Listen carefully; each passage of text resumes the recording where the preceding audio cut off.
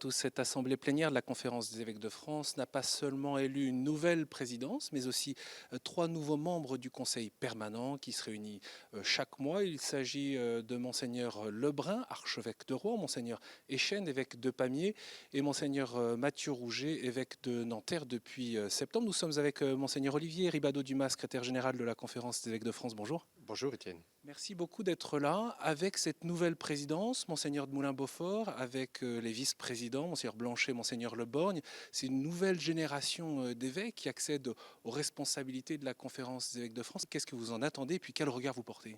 Et je pense que c'est le signe très fort d'une confiance que l'ensemble des évêques font à ceux qui parmi eux sont les plus jeunes pour porter le souci de l'annonce de l'Évangile dans notre pays, dont on sait la situation économique et sociale, mais dont on connaît aussi la situation de l'Église. Et donc cette marque de confiance, elle est pour les 6 années qui viennent, quelque chose qui me paraît important et extrêmement dynamisant. Il y a certainement la volonté que nous ne soyons pas enfermés dans des carcans, mais qu'on essaye d'imaginer des manières nouvelles d'annoncer l'Évangile, d'imaginer des manières nouvelles de vivre en Église et de faire un travail entre les évêques également. Notons qu'il y a aussi d'autres élections à la tête des commissions, comités et conseils qui structurent actuellement le travail de la Conférence des évêques de France. Monseigneur Laurent Camiat, président de la commission doctrinale, Monseigneur Jordi à la tête de la commission épiscopale sur la catéchèse, Monseigneur Moutel pour la commission financière et le conseil économique, Monseigneur Fonlu pour les mouvements et associations de fidèles, Monseigneur Delannoy pour la solidarité, Monseigneur Ulrich pour l'enseignement catholique et puis aussi Monseigneur Pierre Dornelas comme président du comité études et projets. Cela fait beaucoup. De quoi les évêques ont-ils besoin aujourd'hui pour mieux travailler à la mission de l'Église en France ? Je pense qu'il faut qu'ils développent ce qu'ils ont déjà commencé à faire, c'est-à-dire la possibilité d'une discussion et d'un échange entre eux qui soit un échange franc, vrai, ce qui, depuis plusieurs années, je trouve, dans notre Assemblée, est de plus en plus fort. Monseigneur de Moulin-Beaufort, il y a quelques années, avait conduit un groupe de travail sur la responsabilité des catholiques au sein de la société, et il avait déjà mis en valeur le fait que l'expression de dissension entre les évêques n'était pas un obstacle au fait qu'ils étaient en communion dans la foi.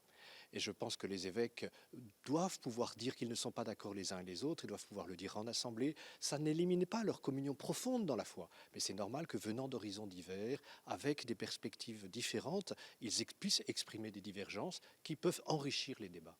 Justement, qu'est-ce que peut apporter cette liberté ?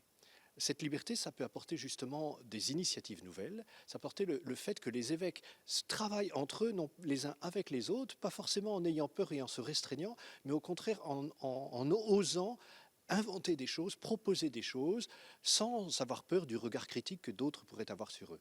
Votre mandat de secrétaire général s'achève fin juin, après 6 ans à ce poste. Quelle expérience personnelle vous en gardez ? Ce fut lourd, il ne faut pas le cacher, ce fut lourd, mais c'est magnifique. L'Église de France est magnifique. Elle est magnifique de la générosité, de l'engagement des fidèles. Le peuple de Dieu, j'ai eu la chance de visiter 50, 60 diocèses, je ne sais pas. Le peuple de Dieu qui vit sa foi dans la simplicité du quotidien fait mon émerveillement. Et je rends grâce pour tout ce que j'ai vu d'initiative, de créativité, de beauté, de prière. Je rends grâce aussi très profondément pour Monseigneur Pontier, pour le travail que j'ai pu vivre au quotidien avec lui pendant ces 6 années. C'est un modèle de pasteur, c'est un homme qui vit l'Évangile au plus profond de lui-même, qui m'aura énormément appris et apporté.